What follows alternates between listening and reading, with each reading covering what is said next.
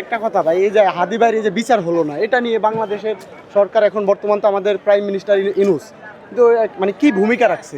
আমি একটা কথা বলি, আমি হাদি ভাইয়ের সাথে 21 টিভিতে এখানে গিয়ে টকশো করছি, জি, জি। দুইজনের তুমুল ঝগড়া করছি। জি টকশো আলোচনায় ঝগড়া হয়। জি উনি যখন অসুস্থ হলো, আমি খুব করে চাচ্ছিলাম লোকটা সুস্থ হয়ে আসলে আবার ঝগড়া করব। জি।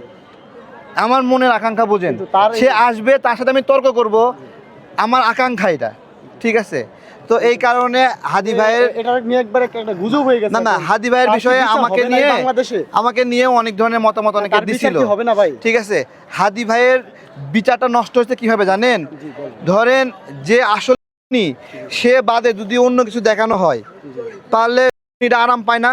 ভালো করে বোঝেন, কিন্তু যে ঘটনাটা ঘটাইছে তার দিকে নজরটা না দিয়ে কোনোভাবে যদি একটু সরে দেওয়া যায়, তাহলে কিন্তু উনি কিন্তু খুশি হয়ে যায়, যাক আমি এত টেনশনে।